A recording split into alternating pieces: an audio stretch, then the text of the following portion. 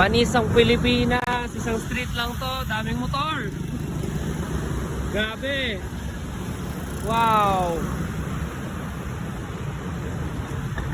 Grabe, daming motor. Sarap mag-motor dito sa Taiwan.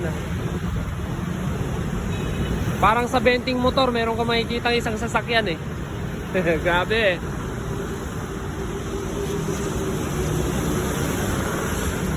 Mostly puro scooter ang ano dito. Gamit nila. Manisang EDSA.